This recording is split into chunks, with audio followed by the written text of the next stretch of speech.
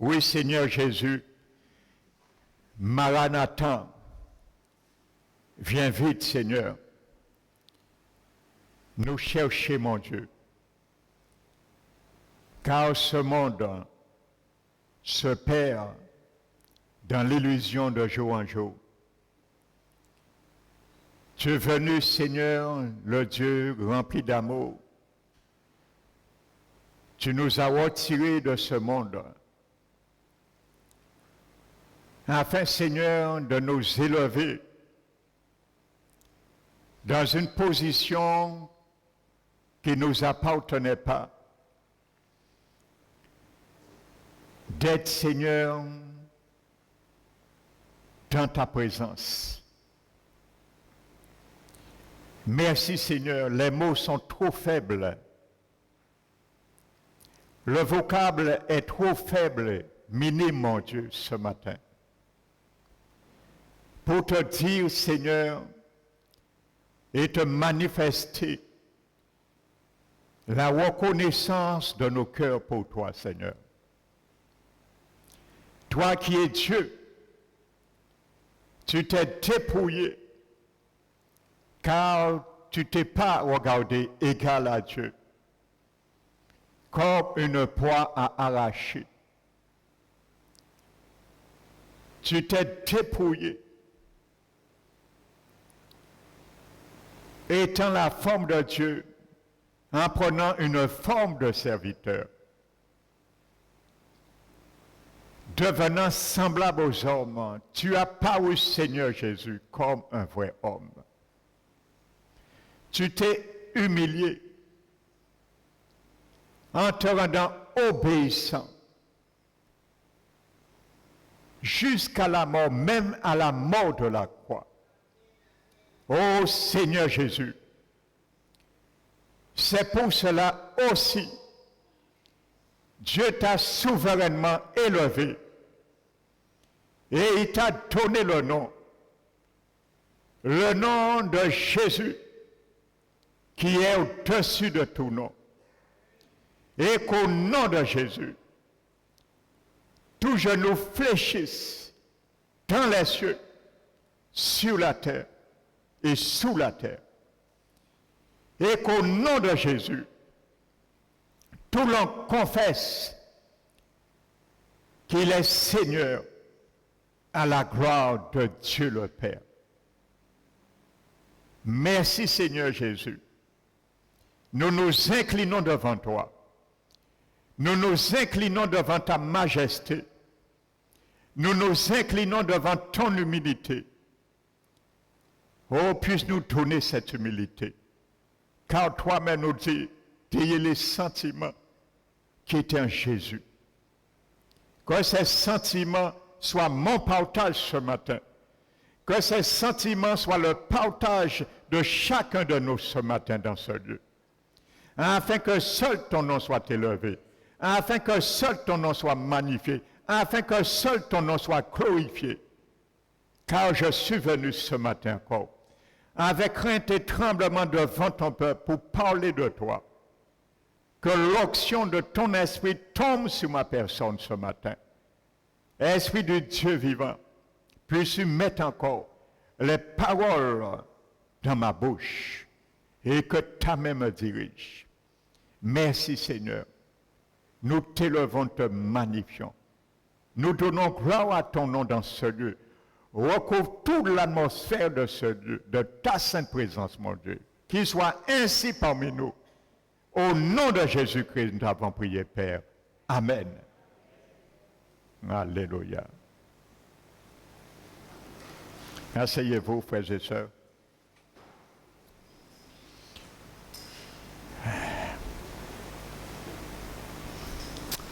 Donc, je vais continuer ce matin.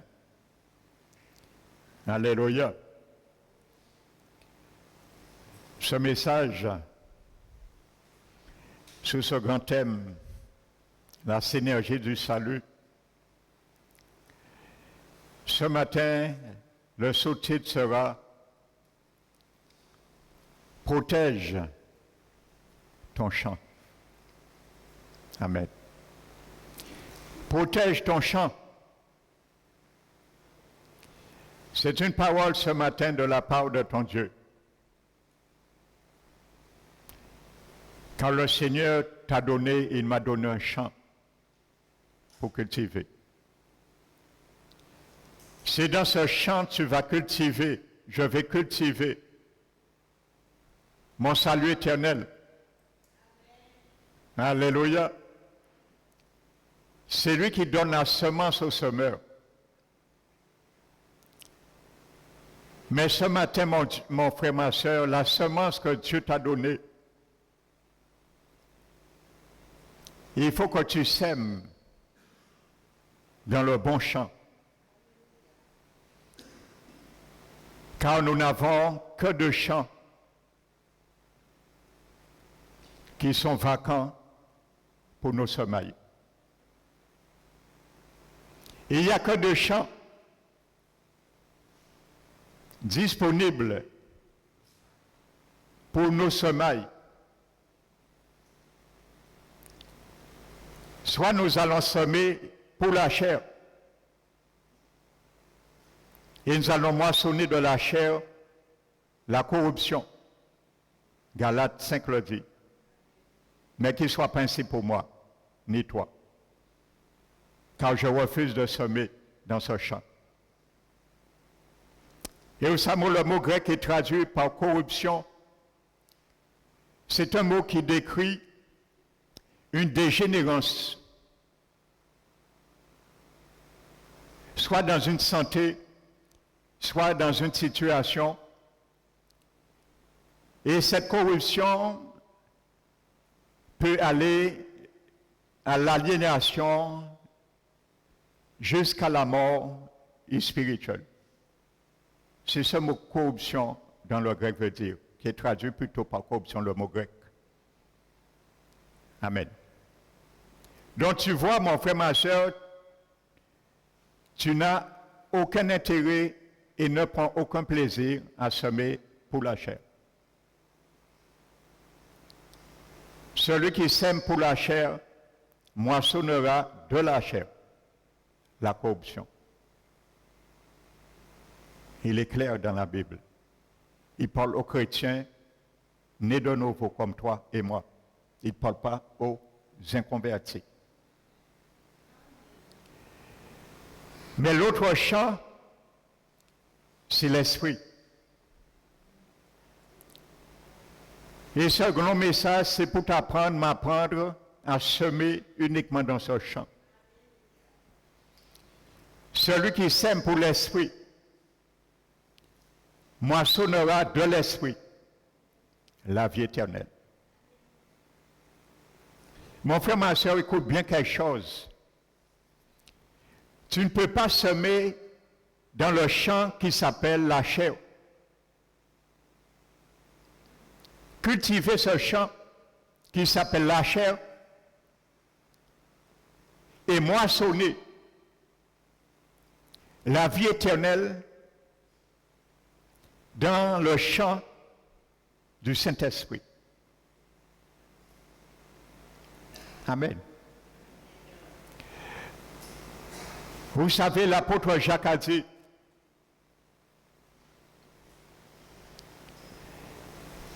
que dans une même source, il ne peut sortir dans la même ouverture une eau douce et une eau amère. C'est soit une eau douce, soit une eau amère. Les deux ne peuvent pas sortir, ne peuvent pas cohabiter. C'est ce que ça veut dire. Et il dit, frères, mes frères, est-ce qu'un figuier peut produire des olives? Vous voyez produire des olives.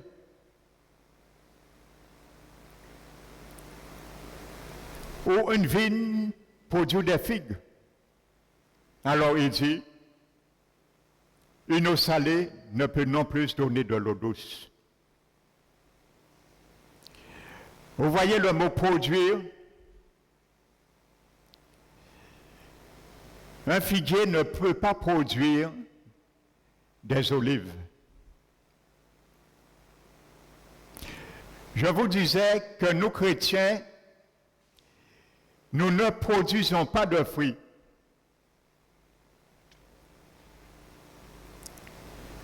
Nous portons le fruit qui est produit par l'arbre.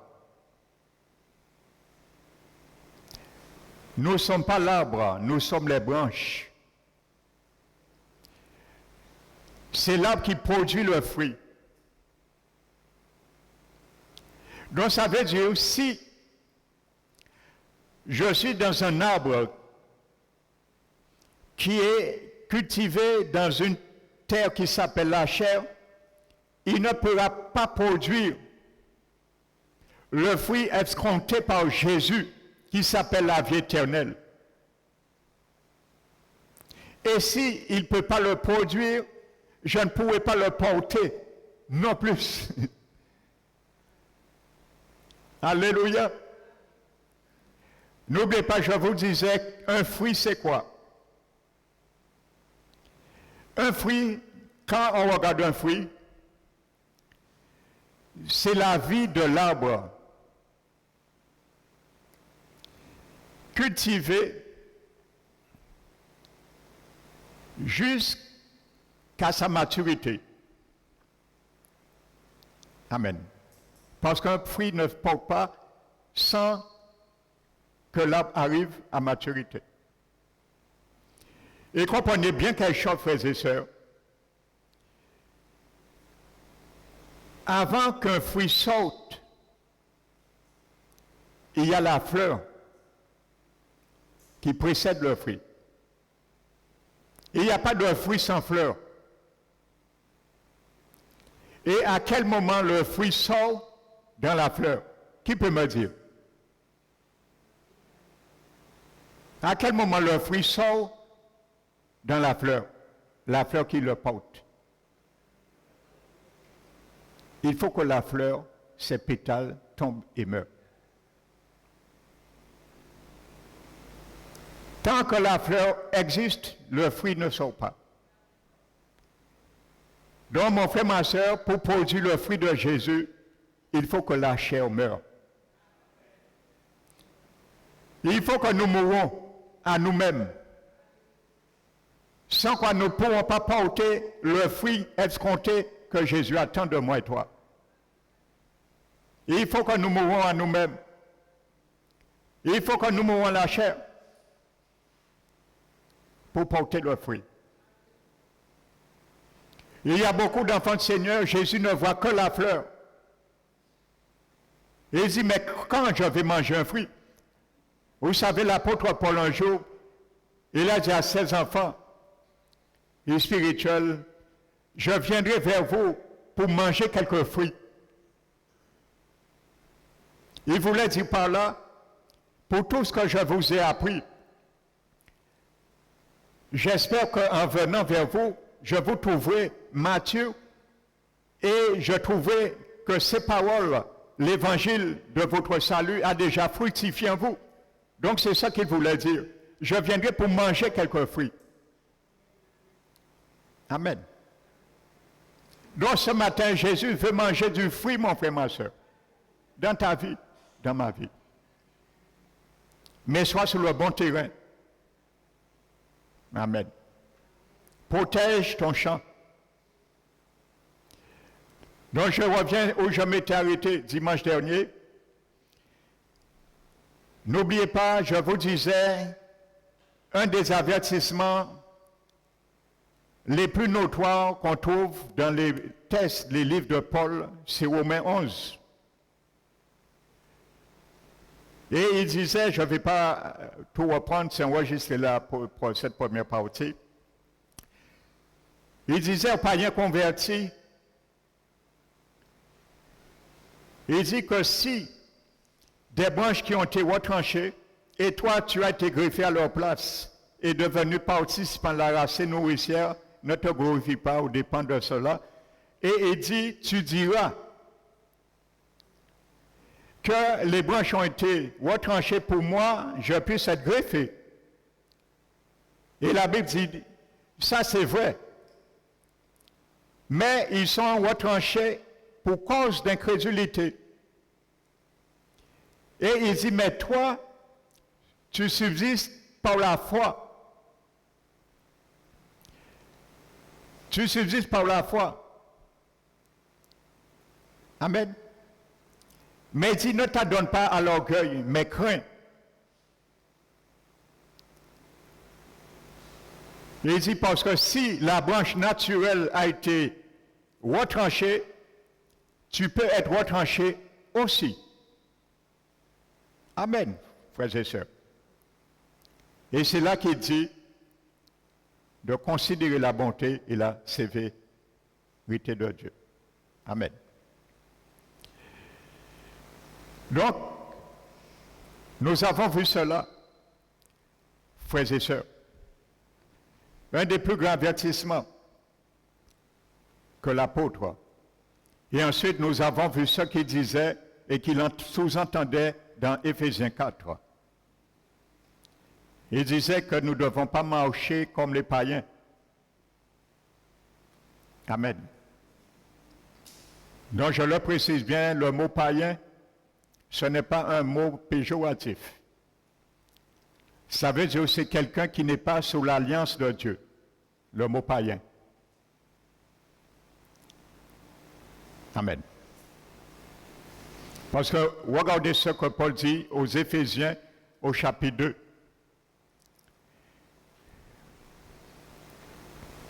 Il dit, nous sommes l'ouvrage de Dieu, recréés en Jésus-Christ pour de bonnes œuvres que Dieu a préparées d'avance afin que nous les pratiquions. Amen. Et il dit, lorsque vous étiez païens,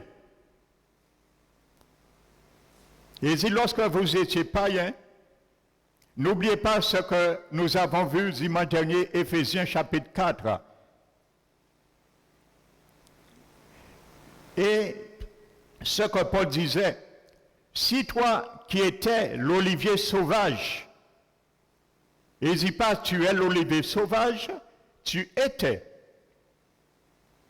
Parce qu'un olivier sauvage, c'est celui qui vivait comme un païen.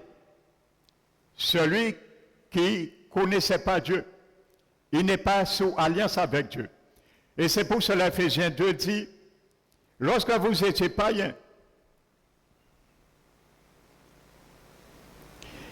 appelés incirconcis, parmi ceux qui sont appelés circoncis, amen, dans la chair, et qui le sont par la main des hommes. Amen. Donc la circoncision consiste, je le répète, à couper la chair. C'est ça la circoncision. Et ça montrait, et spirituellement, c'était le signe de l'alliance aussi que Dieu avait contracté avec Abraham pour son peuple, que toute personne qui rentrait dans l'alliance devait se circoncire.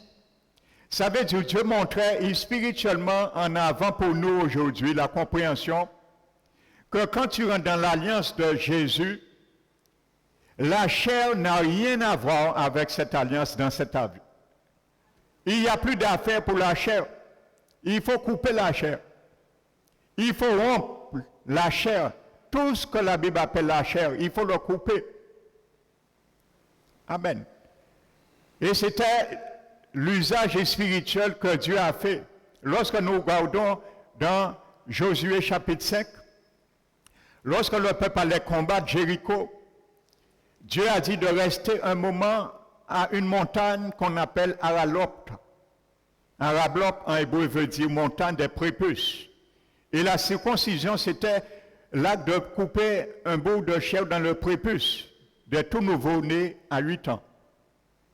Donc ça correspond bien. Amen. Et il disait, il faut les circoncis avant qu'ils aillent combattre. Ça veut dire, mon frère, ma soeur, Dieu nous dit, quand nous sommes avec lui, en lui, tout qui découle de la chair, notre vie selon la chair, nous devons aller à Arablot et jeter tout cela à cette montagne. La montagne d'Arablot, montagne des Propulses, où la circoncision se fait. Nous devons jeter tout mauvais motif de notre chair, celui qui nous a amenés dans la mort spirituelle. Nous devons, il devient notre ennemi. Notre plus grand ennemi de notre conversion, c'est notre chair. Mais nous devons le sanctionner et envoyer tous ces partages à la montagne d'Arablot, et spirituellement. Amen. Et c'est pour ça Paul dit, je continue Éphésiens 2, vous étiez appelés incirconcis parmi les circoncis. Amen. Et il dit, souvenez-vous, en ce temps-là, souvenez-vous, mon frère, ma soeur, ça t'adresse à moi et à toi aussi. Nous étions païens. Amen. Souvenez-vous, en ce temps-là, vous étiez sans Christ. Je prends le temps de rappeler cela.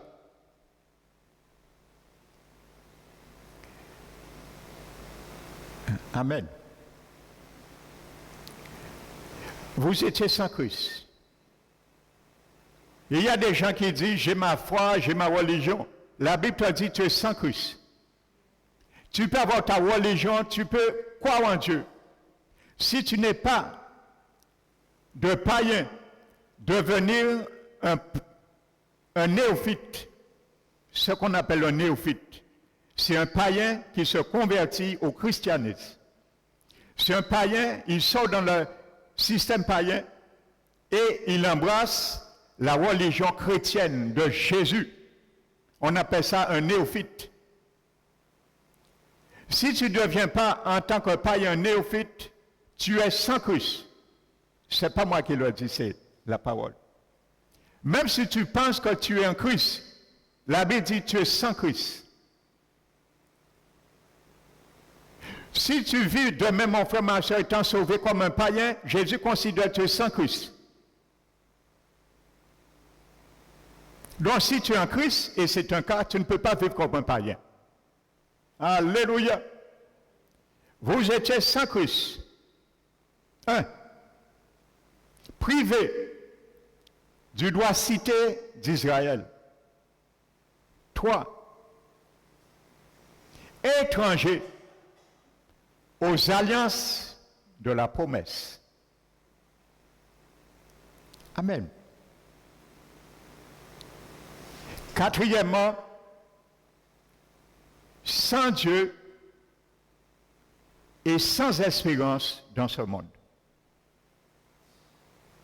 Ça, c'est un païen. Mais la Bible dit, nous qui étions jadis éloignés, il nous a rapprochés par le sang de Jésus. Et par ce sang, il a fait un seul, en renversant le mur de l'inimitié. Amen. Pour bien comprendre, mon frère, ma soeur, quand Éphésiens 4 nous dit de ne plus vivre, de ne plus marcher comme les païens. Parce que vous savez, il y a des chrétiens qui ne prennent pas au sérieux cela. Hein. Il y a des enfants du Seigneur qui ne prennent pas au sérieux ces paroles-là. Quand la Bible dit de ne pas marcher comme un païen, parce que quand tu es païen, tu es condamné. Ça veut dire que ne te remets pas sous la condamnation que tu étais déjà avant d'être sauvé. Frères et sœurs, comprenons bien cela. Amen. Parce que celui qui marche comme un païen, c'est celui, il est en train de semer, il n'a pas d'autre champ. Il a un seul champ, il peut semer sa vie, c'est la chair. comme Galate le dit.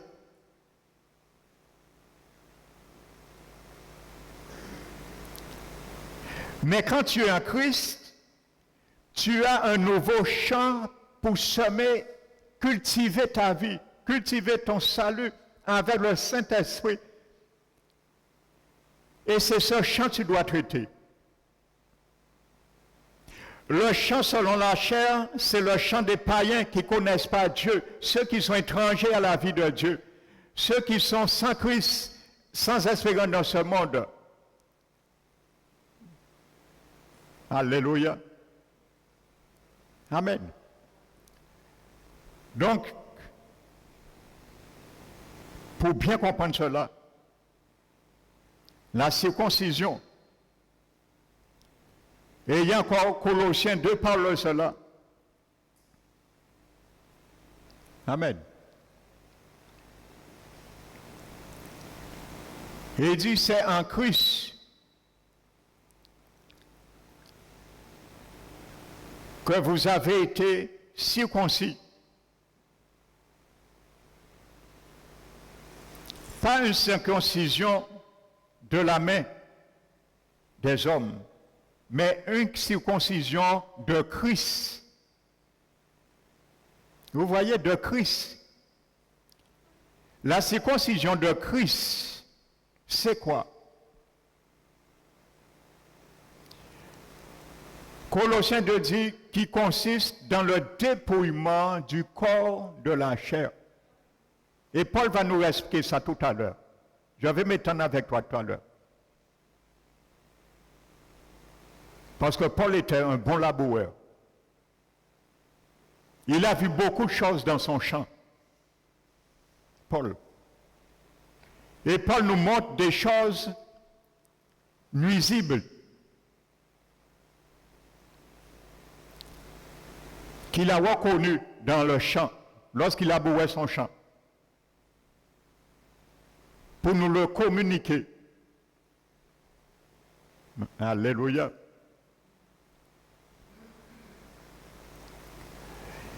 La circoncision de Christ qui consiste dans le dépouillement du vieil homme en ce qui concerne notre vie passée. Pourquoi beaucoup d'enfants du Seigneur et encore dans leur vie passée? C'est parce que peut-être ils ont mal compris. Ils ont peut-être mal compris ce qu'on appelle la nouvelle naissance. En ce qui concerne de votre vie passée, le dépouillement du vieil homme qui se corrompt par les convoitises trompeurs et à être revêtu de l'homme nouveau, je l'ai donné dans Éphésiens. Mais Colossiens 2 dit, la circoncision de Christ qui consiste dans le dépouillement du corps de la chair, ayant été enseveli avec Christ par le baptême,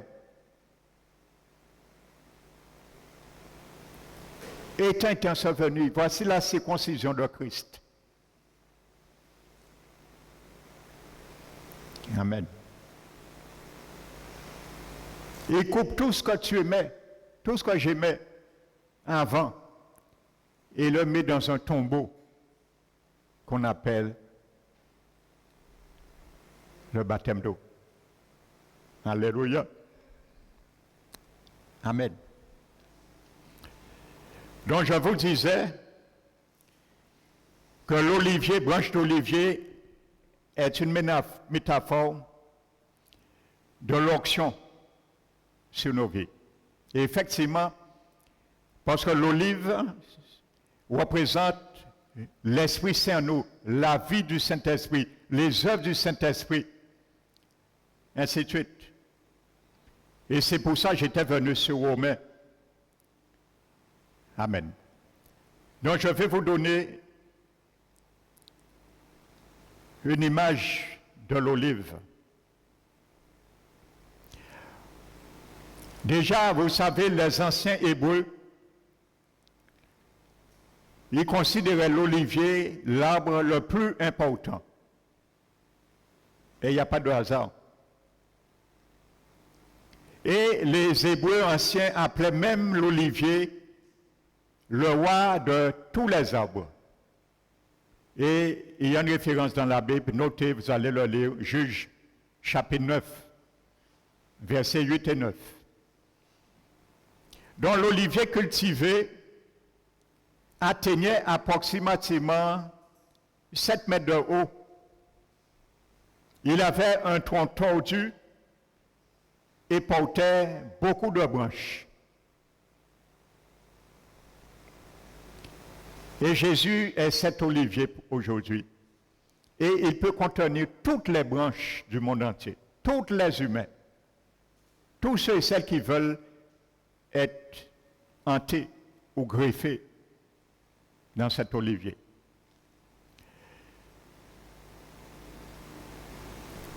Par contre, l'olivier, c'est un arbre qui croît lentement. Sa croissance est lente. Donc, mon frère, ma soeur, nous comprenons cette image spirituelle que lorsqu'un enfant du Seigneur se donne à Jésus, qu'il faut vraiment entretenir cette vie en nous. Comme l'olivier demandait beaucoup de soins, c'est un arbre qui demandait beaucoup de soins avant de produire du fruit et arriver à la maturité. Donc sa croissance était lente. C'est pour cela notre croissance spirituelle, c'est toute une vie. Ne croyons pas comme on enseigne à l'heure, et c'est dommage. C'est pour ça que je vais t'inviter, plus loin de ce message, d'être un bon guetteur de ta vie, de ton champ. Amen.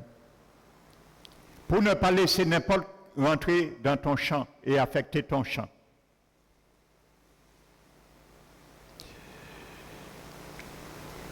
Donc, il y a un processus.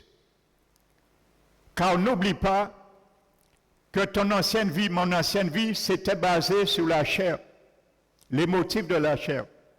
C'est sur ça qu'on a toujours semé. Et maintenant, comme il faut le mettre à côté, ce champ, ne plus l'arroser,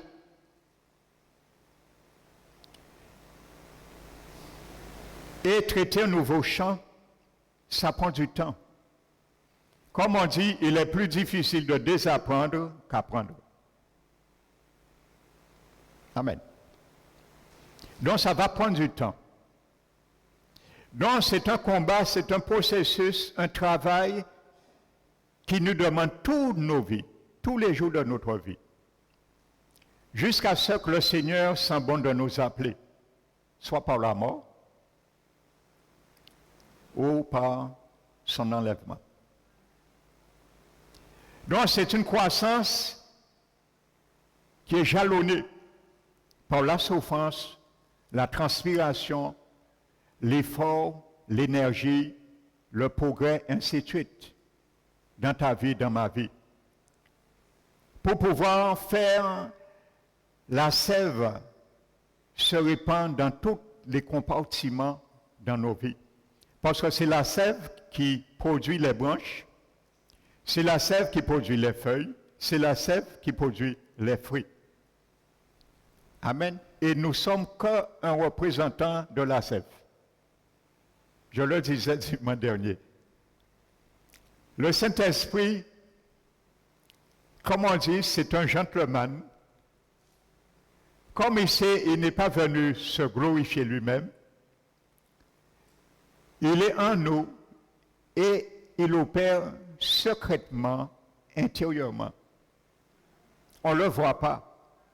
On ne voit pas ce qu'il fait intérieurement parce qu'il est la sève. Et on ne voit pas la sève dans un arbre parce qu'il est caché avec l'écorce. Amen.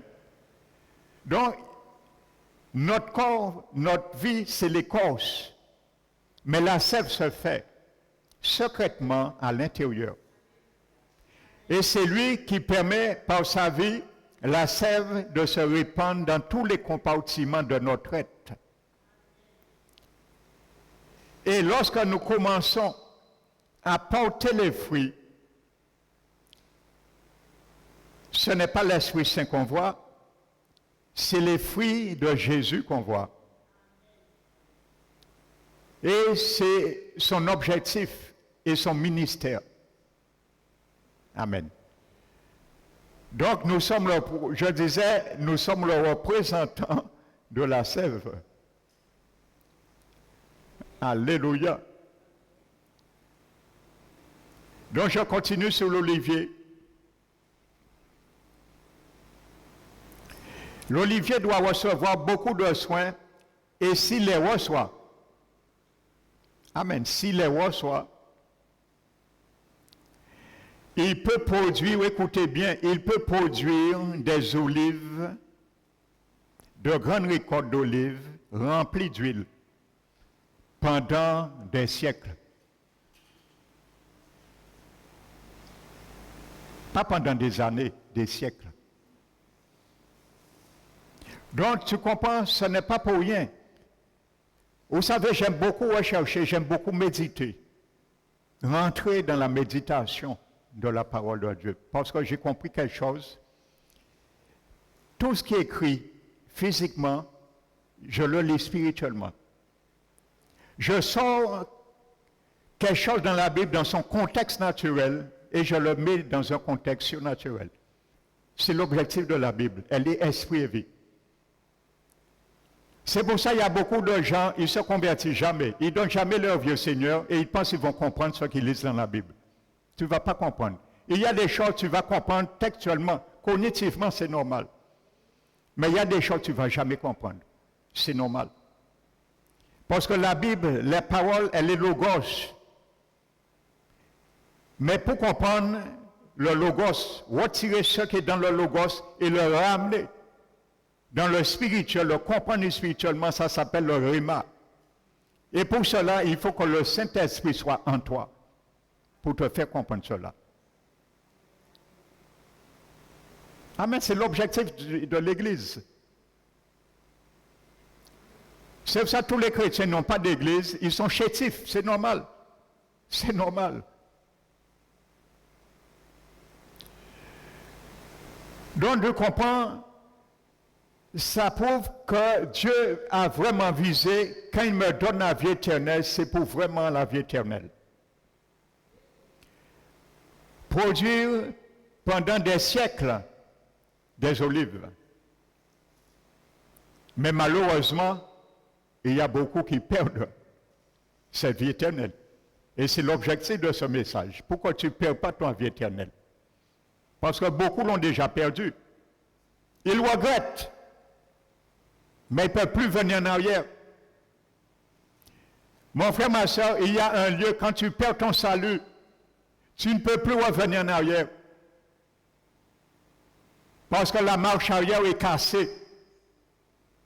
Tu ne peux pas revenir en arrière. Jésus casse la marche arrière. C'est fini. Alléluia.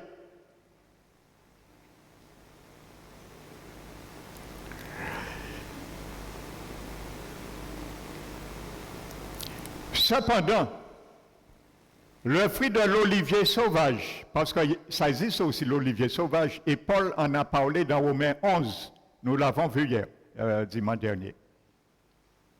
Et il dit, si toi qui es tel olivier sauvage, ça veut dire, Paul dit implicitement, ne sois plus un olivier sauvage, ne vis plus comme tu vivais avant, tu étais un olivier sauvage. Amen. Maintenant, cependant, le fruit de l'olivier sauvage, parce qu'il porte aussi un fruit, mais qui n'est pas comestible. Donc le fruit de l'olivier sauvage, le fruit du païen, n'est pas comestible. Et Jésus ne peut pas manger ce fruit. Jésus ne peut pas récolter ce fruit. Parce que ce fruit a été cultivé dans un arbre qui s'appelle la chair, et dans le champ de la chair. Amen. Donc il ne peut pas le manger. Mais le fruit de l'olivier sauvage est inutile et il ne peut produire du fruit comestible que lorsqu'une partie d'un arbre cultivé est greffée sur lui. Nous le savons, c'est comme ça on fait des greffes. Il peut porter du fruit. Amen. Donc comprenons bien. Quand quelqu'un n'est pas en Christ, il est un olivier sauvage. C'est la Bible qui le dit. Un olivier sauvage, tout ce que tu aurais pu faire, ce n'est que des fruits qui te font rougir, comme Paul dit ailleurs. Quels fruits produisez-vous? Des fruits qui vous faisaient rougir et dont leur fin est la ruine, la perdition. Donc, on comprend bien ça, frères et sœurs. Pour produire, sortir d'un olivier sauvage, Paul l'a dit dans Romains 11, il faut que tu sois hanté, il faut que tu sois greffé dans l'olivier naturel, qui est Jésus. Et tu deviens participant à sa racine nourricière. Et nous avons vu, la Bible dit, si la racine, elle est sainte, ta vie doit être sainte. Parce que la sève qui va t'amener à porter ce fruit saint est saint. Donc on ne peut pas vivre en dehors de la sainteté de Dieu. Voici des messages des derniers temps que les serviteurs du Seigneur doivent donner à leurs brebis. Parce que Jésus revient. Jésus revient. N'oubliez pas, Jésus a dit, quand il viendra, ce sera un temps, il y a une parole prophétique qui va s'accomplir. Ceux qui se souillent parmi le peuple de Dieu se souillent encore. Ça veut dire qu'il est trop tard pour se repentir. Jésus a eu trop de temps. Ceux qui se souillent encore. Et ceux qui se sanctifient encore. Reste parmi ceux qui se sanctifient. Sors dans toute souillure du monde. Sors dans toute souillure de la chair. Alléluia.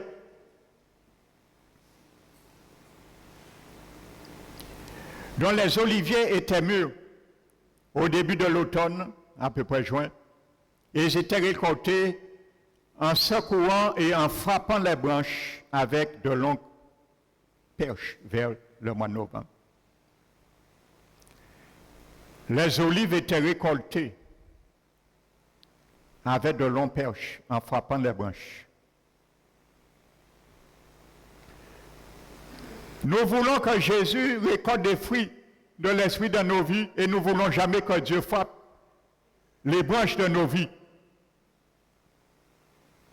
Il faut que Dieu frappe aussi, mon frère, ma soeur, les mauvaises branches de nos vies. Il faut que Dieu frappe notre mauvais caractère pour porter les olives, pour recueillir l'huile d'olive, pour que l'onction d'huile coule, la sève coule en moi. Il faut que Dieu parfois prenne une perche et frappe la branche de ma vie. C'est comme ça qu'on récoltait les olives à l'époque. Amen. Il faut que le Seigneur parfois nous fasse mal. C'est en frappant, ce n'est pas en regardant le fruit que le fruit tombait. S'il y a une bonne mangue dans un manguier, tu vas dire, pauvre mangue, la belle, hein, en t'es mangé. Mais ce n'est pas parce que tu vas dire, la mangue est belle, en t'es mangé qui est tombée. Hein. Soit tu montes dans l'arbre, tu le cueilles, ou tu prends une échelle, ou tu prends une perche. C'est la même réalité. Donc quand Jésus vient, il regarde ma vie, il regarde ta vie. Et il dit, j'aurais voulu manger ce fruit. Mais il faut que je prenne une perche pour le frapper. Et c'est comme ça le Seigneur aussi. Il récolte. Il récolte ce fruit dans ma vie, dans ta vie. Alléluia. Après la récolte, les olives étaient placées dans un réservoir de pierre peu profond et elles étaient écrasées avec une grosse meule. Et généralement, c'était préféré au moulage avec les pieds. On foulait les olives avec leurs pieds pour écraser et recueillir l'huile. Ou on les mettait pour les écraser dans une grosse meule. Le Seigneur veut écraser parfois notre mentalité. Parce que la mentalité de certains chrétiens empêche l'huile de se répandre dans nos vies. Il faut que Dieu écrase parfois notre mentalité. Cartésien parfois. Il y a des choses que Dieu veut écraser dans nos vies. Il veut parfois écraser notre volonté qui ne cède jamais à la parole de Dieu. C'est comme ça on recueillait l'huile. Vous avez vu le processus que je vous décris, ce qui se passait au temps des Hébreux. Et Jésus s'est laissé écraser dans un lieu qu'on appelle Gethsémani. Au jardin de Gethsémani, Jésus s'est laissé écraser sa volonté par le Père. Il n'a pas résisté. Il a essayé à un moment donné. Il y a un combat qui s'est fait entre deux volontés, ma sienne, la mienne ou le Père. Il a essayé à un moment donné de garder sa volonté. Mais après 3 reprises, il a dit non. Je me range du côté de la volonté du Père. Et il a dit, Père, que ce ne soit pas ma volonté, mais ta volonté. Il s'est laissé écraser. Il était au jardin de Gethsémani. Gethsémani veut dire en hébreu, pressoir d'huile. Gethsémani en hébreu veut dire pressoir d'huile. Jésus a été concassé là. Donc il est notre pionnier. Nous serons aussi concassés. Il y a des Gethsémani pour toi. Il y a des Gethsémani pour moi. Si nous voulons voir nos vies produire des fruits, c'est comme ça la sève va sortir de l'olive. L'huile va sortir de l'olive. Il y a beaucoup, ils ne veulent pas aller là. On ne veut pas aller là. On ne veut pas aller à Gethsémani. Il y a beaucoup, ils viennent. Ils demandent des rendez-vous. Ils demandent des serviteurs, par exemple, de prier pour eux, d'intervenir dans leur situation. Mais ne prennent aucune décision de sortir dans la situation après.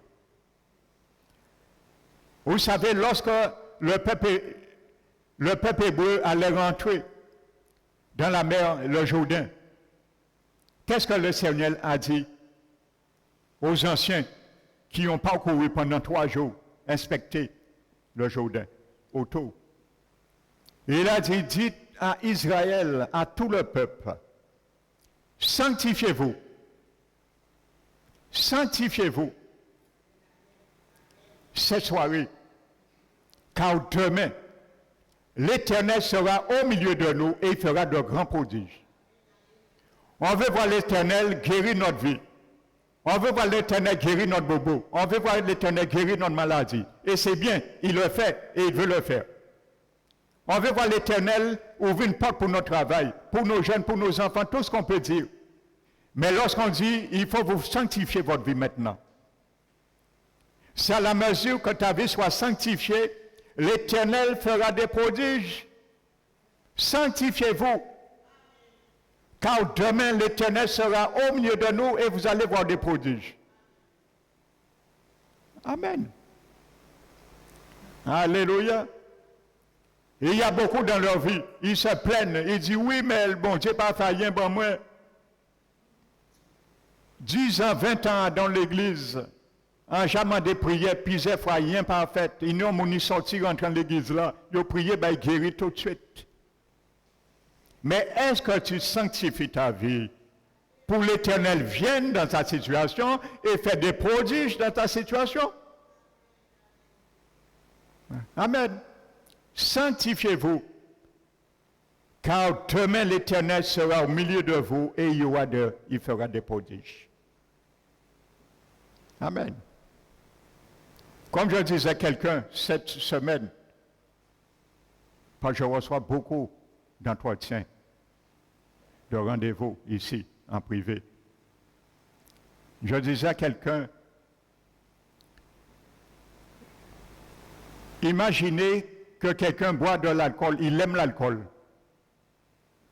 et il n'a jamais désiré de sortir dans cela, parce qu'il aimait ça. Et il demande la prière, pas pour qu'il sorte dans l'alcool, parce que son intention, il veut être guéri, parce qu'il a un début de cirrhose, par exemple. Donc, il veut être guéri du cirrhose, mais sans prendre une décision d'arrêter l'alcool, qui lui a causé la cirrhose. Penses-tu que Dieu va te guérir? Il te dira, comme il a dit à Israël, sanctifiez-vous, et l'Éternel fera la guérison. Parce que Dieu guérit pour sa gloire. Si tu prends une décision, tu es conscient que c'est l'alcool qui t'a amené dans cela, il t'a déclenché une cirrhose, tu dois arrêter l'alcool. Et Dieu va te guérir. Mais si tu veux être guéri et tu ne veux pas arrêter l'alcool, il y a une asymétrie. Il y a un blocage dans les choses de Dieu. Parce que Dieu est 3 fois saint. Alléluia. C'est pour ça que Paul a dit, considère la bonté et la sévérité de Dieu. Alléluia.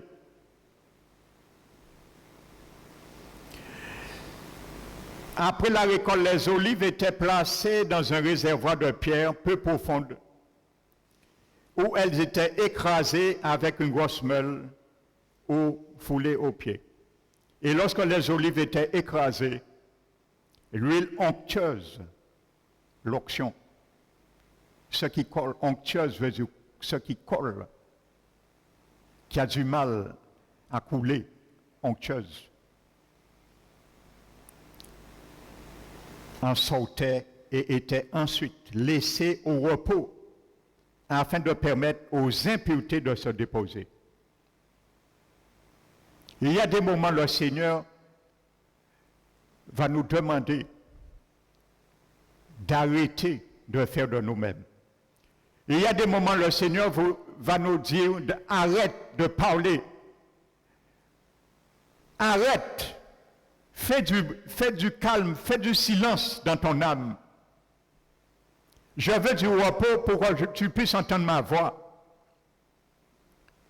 Parce que parfois le Seigneur nous parle dans nos situations, mais il y a tellement de bruit que le Seigneur ne peut pas nous parler, nous n'entendons pas sa voix. Donc il y a des moments, il faut le Seigneur nous dire, fais silence. Reste dans le repos et je vais te parler. Amen. Il y a des moments, il faut le Seigneur nous ramène dans des repos pour entendre et recueillir ce qu'il nous dit. Les révélations qui viennent de l'onction du Saint-Esprit. N'oubliez pas, en préambule, nous avons vu une image merveilleuse de l'onction qui nous parle de l'intérieur, parce que nous l'avons vu, l'onction nous parle de l'intérieur. Amen. Le prophète Élie, pour entendre, écouter la voix de Dieu, il a pris l'onction et il a couvert son visage. Le manteau, c'était l'onction. Il a couvert son visage pour écouter Dieu. Donc l'onction d'huile, pour que nous puissions laisser l'enseignement intérieur, il faut parfois que nous entendons, nous restons dans le repos. Et à quel moment Élie a entendu la voix de Dieu, il a repéré, discerné que Dieu était là, c'était dans un soupir doux et léger. Dieu n'était ni dans le vent, ni dans le feu, ni dans le tremblement. Mais c'est lorsqu'il y avait un soupir doux et léger. Il a entendu, il a vu, et c'est là Dieu. Alléluia. Bien souvent, nous cherchons Dieu. Nous cherchons la présence de Dieu dans tout ce qui est effervescence. On pense que c'est là que Dieu nous parle le mieux. Non, détrompons-nous. Bien souvent, le diable parle mieux que Dieu, plus que Dieu dans ces choses. Il y a beaucoup d'effervescence, il y a beaucoup d'animation. Alléluia. Je ne dis pas que Dieu ne parle pas dans des manifestations, dans des effervescences, il le fait aussi. Mais ce n'est pas la règle d'or. Mais beaucoup d'enfants du Seigneur cherchent là à savoir. Mais malheureusement, on sort aussi sec qu'on est rentré. Parce qu'on n'a pas entendu la voix.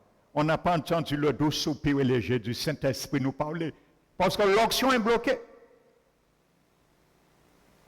L'onction est bloquée. Le Seigneur veut nous ramener dans du repos spirituel, je parle, hein? Repos spirituel, pour laisser l'onction. Et pour que les impuretés, la lie, puissent se déposer. Alléluia. Rentre dans le repos de ton âme. Arrête du bruit. Arrête de faire fuir les paroles de Dieu quand tu entends des choses, des exhortations. Arrête de fuir ces exhortations. Rentre dans le repos et reste dans la paix à un moment donné. Rentre en toi et dis, j'ai un problème, Seigneur.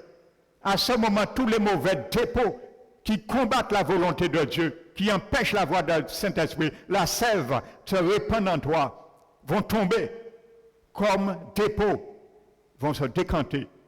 C'était dans le but de permettre le repos pour que l'huile, les impuretés puissent tomber et recueillir l'huile. Il y a des moments, il faut que nous laissions le Saint-Esprit parler dans le calme, dans le repos, pas dans l'agitation. Jésus, dans l'Apocalypse, frappait dans une église son peuple. On a mis Jésus dehors. Vous voyez, on peut mettre Jésus dehors dans une église. Hein? On avait mis Jésus dehors dans une église. Et pour que Jésus puisse réentrer, il est en train de frapper. Imaginez-vous, nous mettons Jésus dehors ici. Et Jésus ne peut pas rentrer encore. Il faut qu'il nous demande l'autorisation. Il faut qu'il frappe.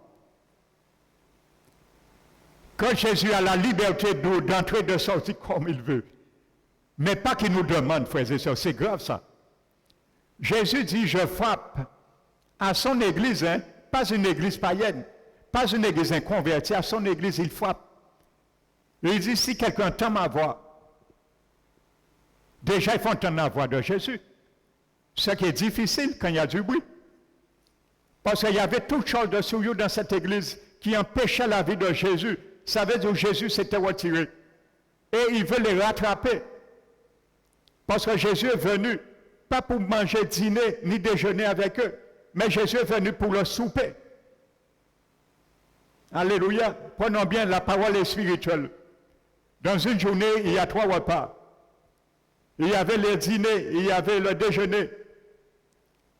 Dîner et le soir le souper. Jésus ne dit pas, je suis en train de frapper. Si quelqu'un entend ma voix et m'ouvre, je rentrerai. Et il dit, je souperai avec lui. Il ne dit pas, je vais dîner avec lui. Il ne dit pas, je vais déjeuner avec lui, je souperai avec lui. C'était le dernier repas de la journée. Ça veut dire que Jésus dit à cette église, implicitement, je te donne une dernière chance avant de perdre ton salut. Alléluia. Je te donne une dernière chance, parce que c'est le dernier repas, le souper. Une dernière chance, afin que je rentre encore dans ta vie, afin que je reprenne ma place. Alléluia. Il faut laisser les dépôts qui nous empêchent d'évoluer, de tomber. Amen. Dont l'huile onctuelle en sortait ensuite, laissée au repos afin de permettre les impuretés de se déposer. Combien parmi nous, nous voulons que l'onction agisse? Et c'est bien. L'onction, l'huile onctueuse, était recueillie après le repos, après que les impuretés soient décantées. Donc, comment nous voulons l'onction de Saint-Esprit agir dans nos vies, frères et sœurs? Il y a un processus. Amen. Et après en avoir enlevé les impuretés, l'huile était conservée dans des vases de terre ou dans des réservoirs de pierre. Amen. Des réservoirs de pierre.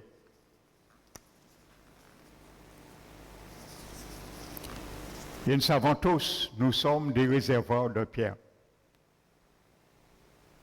Jésus a fait de nous des vases de terre pour contenir sa présence. Amen.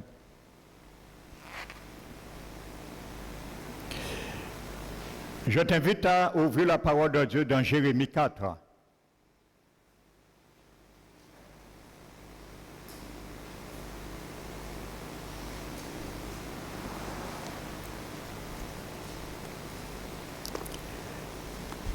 Le prophète Jérémie, chapitre 4.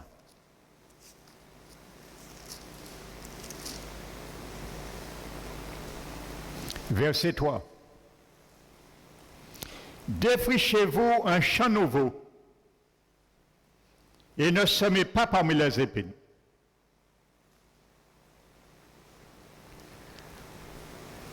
Il y a Osée, notez, le prophète Osée dit la même chose d'une autre manière. Il ajoute un ingrédient supplémentaire. Osée chapitre 10, verset 12. Il dit, défrichez-vous un champ nouveau, qu'il est temps de chercher l'Éternel.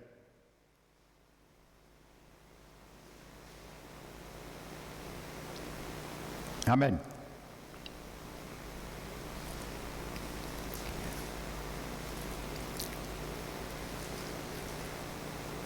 Défrichez-vous un champ nouveau et ne semez pas parmi les épines. Mon frère, ma soeur, quand tu viens au Seigneur, je viens au Seigneur, je semais parmi les épines. Et je pensais que les épines m'apportaient quelque chose de bien. Mais maintenant, Jésus nous dit, défrichez-vous un champ nouveau. C'est le champ du Saint-Esprit que Galates 5 nous parle. Et ne semez plus parmi les épines, c'est le champ de la chair.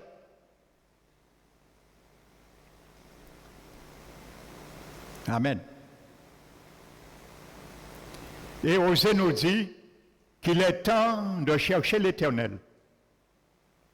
Plus que jamais, ce temps-là, il est un temps que nous cherchons l'Éternel. Mais comment? En défrichant le terrain.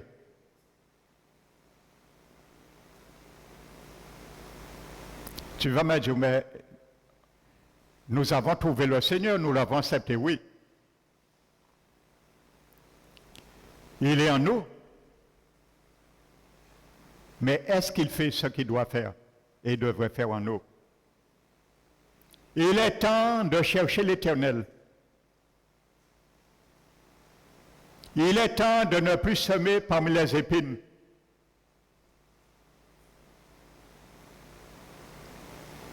Amen. C'est ça cultiver notre champ maintenant.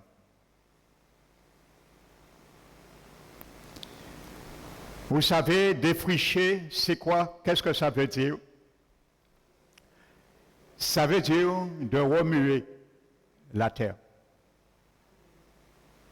C'est ça, ça veut dire défricher. Retourner la terre.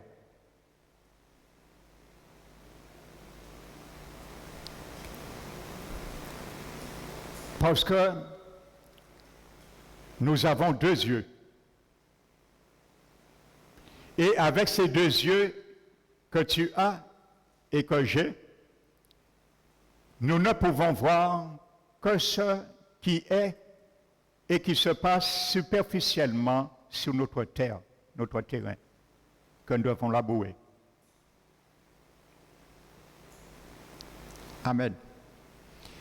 Mais ce qui est en dessous, nous ne le voyons pas. Nous avons besoin d'autres yeux pour voir ce qui est en dessous. Et il y a un expert dans la matière qui nous a précédés, c'est l'apôtre Paul. Et il va nous enseigner comment faire. Comment utiliser notre... Comment ça s'appelle? Notre fourche. Donc, le cultivateur, ses deux yeux physiques ne lui permettent pas de voir ce qui est en dessous la terre. Ce qu'il voit extérieurement, superficiellement, ses deux yeux physiques lui permettent de voir. Et il peut se tromper en apparence, parce qu'il ne sait pas tout qui se passe dans le processus. Il y a des choses cachées. Il y a des choses qu'il ne voit pas, qui est en dessous de la terre. Et s'il ne laboure pas, il ne laboure pas la terre, il ne tourne pas la terre, il ne pourra jamais se rendre compte. Donc il faut d'autres yeux. Et ça, ce sont les yeux de la fourche qui va nous le montrer. Amen. Quand tu laboures la fourche, ce sont ces yeux de la fourche qui va nous montrer ce qui est caché. Alléluia. Amen.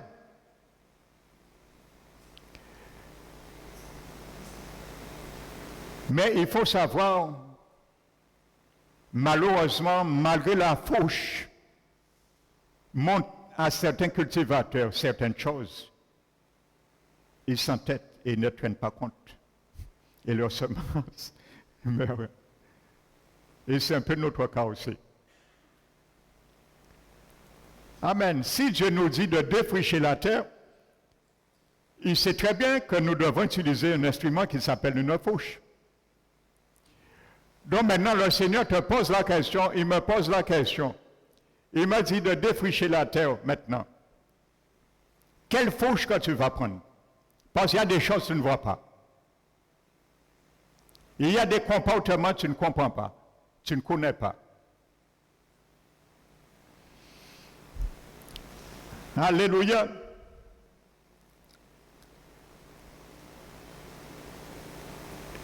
Et il y a 3 types de personnes qui ont des problèmes avec la vue, les yeux. 3 types de personnes. Il y a des aveugles, physiquement ils ne voient pas, mais il y a la guérison, parce que Jésus guérit les aveugles. Donc ça, un aveugle purement physique, il y a une solution. Jésus peut guérir les aveugles. Il y a un autre type de personnes qui ont des problèmes avec la vue, avec les yeux. C'est des gens qui confondent les couleurs. Je crois qu'on appelle ça un daltonien, si je ne me trompe pas. Donc, ils confondent les couleurs. Ça veut dire, au lieu de voir c'est du bleu, ils vont dire c'est vert. Au lieu de voir c'est noir, ils vont vous dire c'est gris. Mais eux aussi, il y a une guérison, parce que quelqu'un d'autre, avec les yeux de quelqu'un d'autre, il peut être rectifié, lui dire oui, non, c'est pas bleu, c'est vert. Il dit bon d'accord, tu me l'as dit, j'accepte. Donc il y a aussi guérison pour là. Mais il y a un 3e type de personnes, ils voient, mais ils refusent de voir. Et c'est là, il n'y a pas de médicament possible. Il n'y a pas de guérison possible pour ça. Ce sont des gens, ils voient, mais ils refusent de voir. Donc si tu es aveugle, Jésus ne peut guérir. Mais quand tu n'es pas aveugle, tu vois et tu refuses de voir, comment Jésus va te guérir? Parce que tu refuses. C'est un acte de volonté. Et il y a ce type d'enfants du Seigneur dans le royaume de Jésus. Et lorsqu'on est arrivé à ce stade, on chemine déjà vers la perdition. Ça veut dire qu'on devient incorrigible dans le royaume de Dieu. On devient un hors-la-loi. Un hors-la-loi dans une constitution, c'est c'est la constitution française a émis que quand tu vois un feu rouge, il faut t'arrêter. Sans quoi tu passes d'une sanction. Mais le hors-la-loi, il le sait. Il voit cela. Il n'est pas aveugle. Mais quand il arrive devant le feu rouge, il le voit, c'est rouge, il connaît la loi. Et il dit, je vais passer. Quand même. C'est ça. Des gens qui voient, mais qui refusent de voir.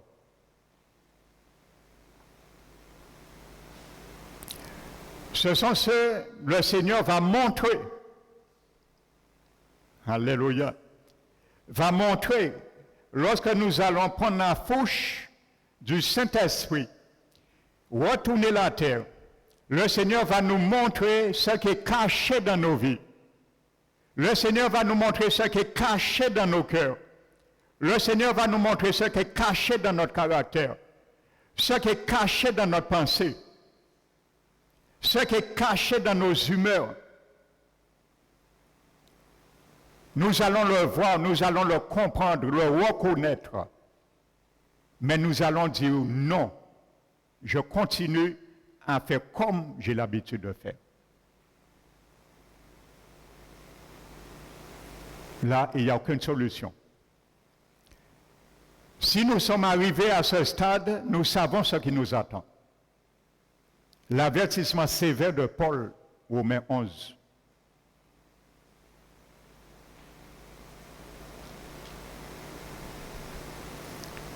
Bonté de Dieu pour toi. Si tu demeures fermement dans cette bonté, autrement, tu seras aussi retranché.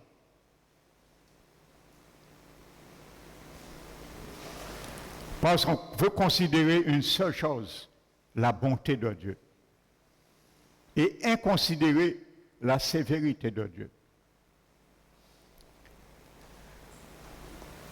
Je vais t'écrire une équation.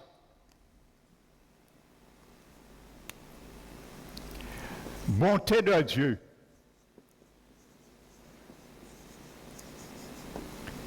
plus sévérité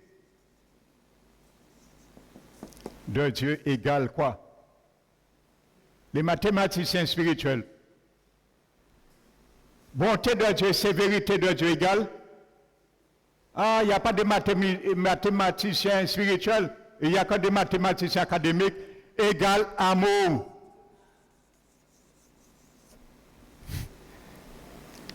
Égale amour.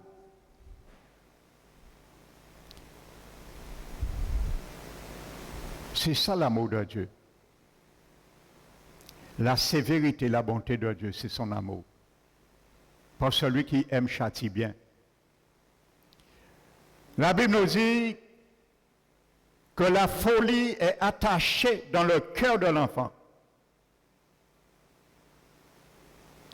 Mais c'est la verge qui le détache. Qu'est-ce qui te détache de la folie? Ton cœur.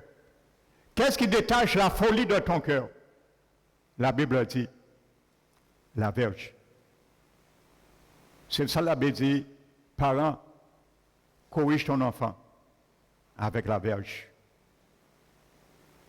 Parce que la folie est attachée dans le cœur de l'enfant. Et ce qui sépare cette folie, c'est la verge. Si tu ne prends pas la verge, la folie sera attachée dans le cœur de l'enfant. Il va grandir comme ça et mourra dans cette folie. Alors Dieu devient notre Père. Il devient mon Père, il est devenu ton Père. Quand il voit notre cœur commence à engluer dans la méchanceté, il est obligé de prendre le scalpin Le couteau de la circoncision, pour nous rappeler cela. Pour nous rappeler la circoncision, que la chair doit être sanctionnée. Pour nous rappeler, il est le vigneron. C'est lui qui émonde les branches pour porter plus de fruits. Et c'est lui aussi, après maintes reprises, essais, il n'y a rien à faire. Parce qu'il voit, on voit, et on ne veut pas voir. Il prend aussi le scapin et il nous débranche du compteur. Lorsque vous ne payez pas votre eau, lorsque vous ne payez pas l'électricité, après plusieurs relances, qu'est-ce qu'on fait? On vient, pendant que vous regardez la télé, il y a un technicien de EDF, sans votre avis, il vient, il ouvre la boîte et retire le fusil fou. Noirceur, plus de télé. À un moment donné, le Seigneur aussi, il débranche le compteur de la vie éternelle. Si nous ne prenons pas garde. Le Seigneur est en train, dans ces derniers temps, d'envoyer des lettres à ses enfants, de revenir à moi. Attachez-vous à moi. On ne prend pas garde. Et un jour, le Seigneur va débrancher aussi le compteur de la vie éternelle. Le jour où il prendra le scalpin et va couper la branche. Jésus l'a dit dans Jean 15, ce n'est pas moi qui l'ai dit, c'est Jésus qui l'a dit. Il va couper la branche, et il a dit cette branche, il est fait couper pour être mis dans le feu. Considérez la bonté et la sévérité de Dieu. Sévérité pour ceux qui sont tombés et bonté pour toi, si tu demeures ferme dans cette bonté. Autrement, tu seras aussi retranché. La Bible est claire dessus. Alléluia. Amen.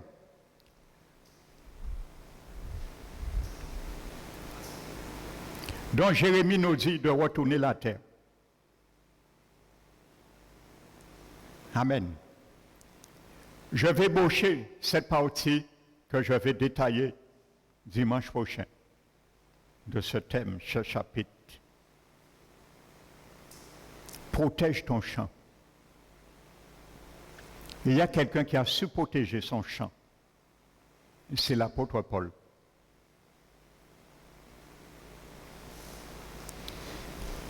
La Bible nous dit, Romains chapitre 7,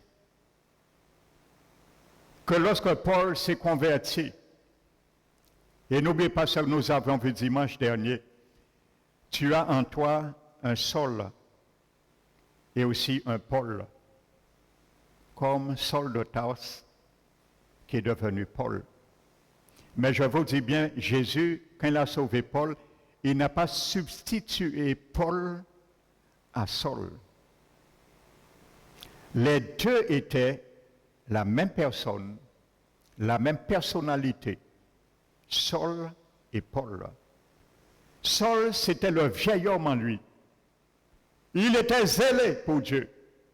Il tuait même des chrétiens en pensant faire bien. C'est ça le zèle de beaucoup de croyants.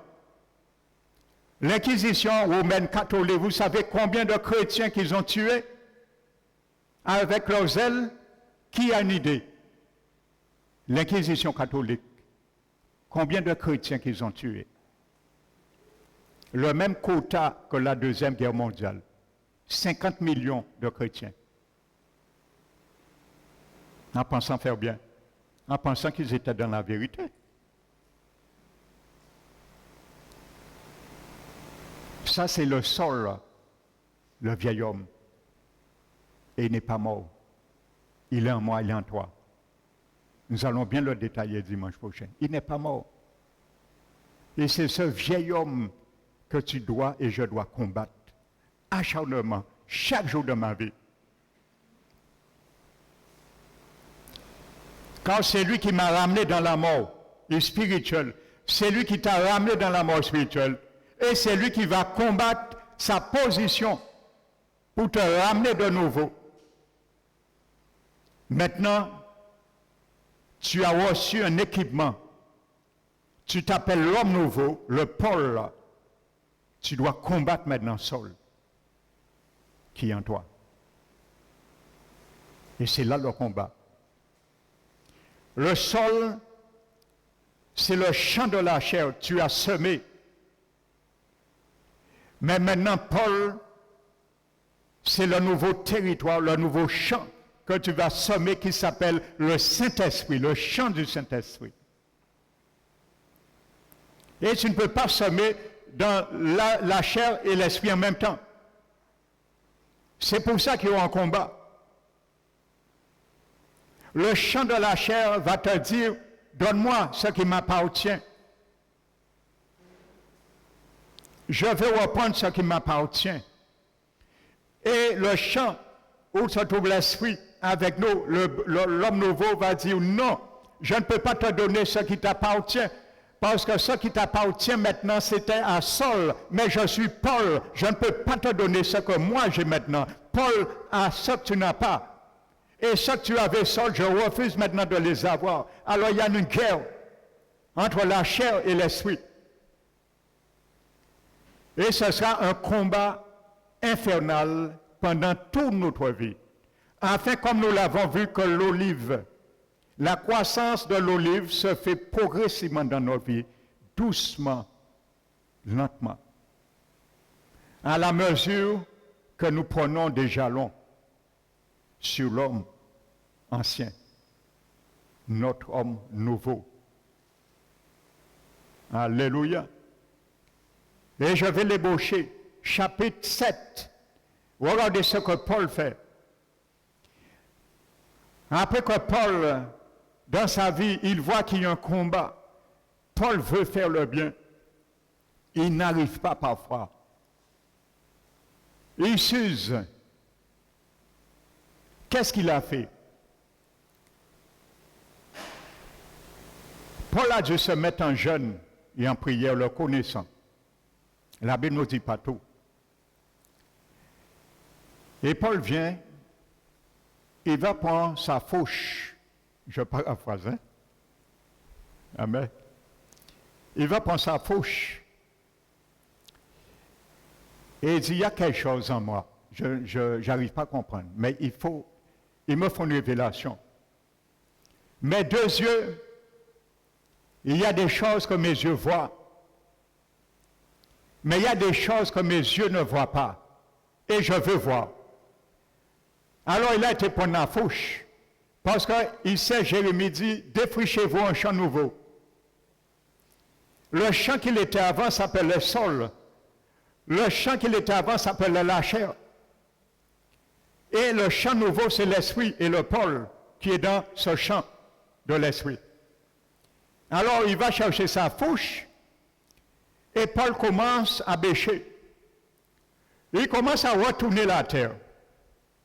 Et il commence à voir quelque chose qu'il n'avait pas vu, qui était caché.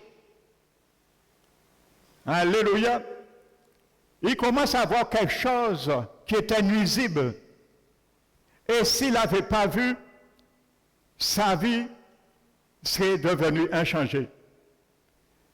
Et il voit ça. Et il dit, lorsqu'il cherche, vous savez quand ceux qui font leur jardin, lorsque vous labourez, vous tournez la terre, vous voyez parfois des larves d'insectes. Vous dites, mais comment ça? En profondeur là, ça, on lave un insecte vivant. Vous voyez parfois, il y a des niches de mille pattes. Vous voyez parfois, il y a des niches de fourmis. Et vous voyez parfois, la racine principale est en train de devenir la niche, l'habitation des fourmis. Et vous disiez, mais si on n'a pas fait ça à temps, pied là, tu es mort. Ainsi de suite. Mais quand tu voyais le pied bien verdâtre, tu ne t'imagines pas, loin de t'imaginer cela. Parce qu'avec tes yeux physiques, tu ne peux pas voir ce qu'il y a en dessous. Mais les yeux de la fourchette t'ont permis de voir ce qui est invisible. Amen. Donc Paul a vu ça. Et Paul commence à trier la terre. Et il dit ça, c'est pas bon. Ça, c'est le vieil homme. Quand il était en champ là, ça. Ça, c'est l'homme nouveau et qui était là. Il commence à traiter son jardin. Amen. Et la Bible nous dit, il trouve quelque chose. Pourquoi il a trouvé? Parce qu'il a cherché. Il y a des enfants, Seigneur, ils veulent trouver, mais ne cherchent jamais. Jésus a dit, cherchez, vous trouverez. Tu veux trouver et tu ne cherches pas. Tu veux trouver un travail et tu ne cherches jamais un travail. Le travail ne va pas venir sur toi. Cherche un travail, le Seigneur fera, tu trouves. Amen. Tu veux un enfant et tu ne te maries jamais. Comment le Seigneur peut te donner un enfant si tu es dans la fornication? Sanctifiez-vous. Demain, l'Éternel sera au milieu de vous et il fera des prodiges. Il y a des gens, j'ai déjà dit ça. J'arrive pas à enfanter pasteur. Ils viennent me voir. Je dis, vous êtes mariés? Non, je vis, ça fait 10 ans, je vis avec mon compagnon. Et tu veux un enfant? Mais il faut te mettre en règle. Parce qu'un enfant se fait dans le sein du mariage, selon les normes de Dieu. Ce n'est pas parce que quelqu'un a fait un enfant hors du mariage que Dieu n'accepte pas. Ce n'est pas ça que je suis en train de dire. Je parle les normes de Dieu. Alléluia. Des choses, lorsqu'on reconnaît avec la fauche, il faut délaisser, Mais ne pas dire je vois et je refuse de voir. Parce qu'il n'y a pas de solution pour toi. Amen. Là, il n'y a pas de solution pour toi, il n'y a pas de solution pour moi. Donc Paul a vu ça. Il a vu et il a trouvé. Il a dit, ah, enfin, nous allons y arriver. Il a dit, je vois une loi. Il ne connaissait pas cette loi, il l'a découvert. Pourquoi? Parce que Paul a bêché. Parce que Paul est allé prendre une fourche. Parce que la Bible dit, défrichez-vous un terrain nouveau. Donc, il a pris la fourche du Saint-Esprit. L'inspiration du Saint-Esprit, c'est ta fourche. C'est ma fourche. Les visions, les songes, les rêves que Dieu nous donne parfois, c'est ta fourche. C'est ma fourche. Les exhortations que Dieu te donne, me donne, c'est ma fourche. C'est ta fourche. Ce que tes yeux physiques ne voient pas, mais que le Seigneur voit, il te le donne, ce sont des fourches. Alléluia. Bien souvent, nous prenons ces fourches-là, ça. Laissons frère qu'à exhorter nous, nous prenons ces fourches-là, ça. Mais Dieu se sert d'un frère, d'une sœur pour t'exhorter. C'est une fourche. Parce que tes yeux physiques ne voient pas ce qu'il est en train de t'exhorter. Ce qu'il est en train de m'exhorter, c'est une fourche. Alléluia. Et Paul a vu cette loi. La loi s'appelle en lui, quand je veux faire le bien, le mal est attaché à moi. Il a reconnu. Pourquoi tant de chrétiens veulent faire le bien? Ils n'arrivent pas. Ils n'ont jamais remarqué que le mal est attaché à eux. Il faut chercher comme Paul, il faut prendre ta fourche. Il faut que je prenne ma fourche pour le reconnaître aussi. Bêche la terre, remue la terre, tu verras qu'est-ce qui fait que le mal est attaché à toi quand tu veux faire le bien. Mais il faut prendre ta fourche. Bien souvent, nous prenons la fourche de nos frères et sœurs. Mais la fourche de mon frère et sœur, c'est pour son terrain. Ne prends pas sa fourche. Prends ta fourche. La vision que Dieu nous donne pour nous, accepte-le. ne le prends pas pour quelqu'un d'autre. Nous aimons trop faire la parole de Dieu un rétroviseur. Oui, mais ce n'est pas pour moi. L'Esprit Saint, tu m'as parlé, mais c'est pour quelqu'un d'autre. Il n'a plus besoin que moi. Oui, Seigneur, j'ai besoin de repentance, mais mon frère, ma soeur, lui, à l'église, je le connais, il a plus besoin de repentance que moi. L'Esprit Saint dit, a pas de problème à moi. En passant, si degré de repentance a plus grand qui t'a là, moi, je parler vous, repentir, un point, c'est tout. Accepte ma fouche pour remuer et voir ce que tu ne vois pas avec tes yeux physiques. Moi, je te fais voir, je suis ta fouche. Alléluia, je suis l'outil aiguisé pour cela. Amen, alléluia. Et il a dit, quand je veux faire le bien, le mal est attaché à moi. Eh bien, il a commencé à comprendre ce combat-là. Amen. Quand tu comprends, quand tu reçois la révélation, tu comprends le combat. Il y a ceux qui combattent, ils ne voient et ne comprennent rien. Ils ne comprennent pas leur défaite. Parce qu'ils n'ont pas cherché la motivation de cet échec. Et nous nous fatiguons parfois inutilement. C'est ça Paul a dit, moi je cours, je ne cours pas l'aventure et je ne bats pas comme frappant de l'air. Je fais une chose, j'oublie ce qu'il y en a arrière. Et je cours pour emporter la victoire, le prix de la vocation céleste. Et il dit pour cela, il traite durement son corps en l'assujettissant. Parce qu'il dit l'athlète, s'il veut emporter la couronne, doit s'abstenir de beaucoup d'abstinence qu'il aime. Alléluia. Et Paul a vu ça. Paul a dit, pour finir ce matin, bon, maintenant, Dieu m'a dit, je ne dois plus semer diverses semences dans ma vigne. Je vais retirer ça et je saurai, je ne dois plus semer cela dans mon champ. Ce que je faisais avant. C'est ça, quand nous venons Seigneur, nous devons partir avec des bonnes bases. Savoir dès le départ l'objectif de notre vie avec le Seigneur, l'objectif de notre salut. Nous devons le connaître au départ. L'objectif à atteindre et la finalité de ce parcours.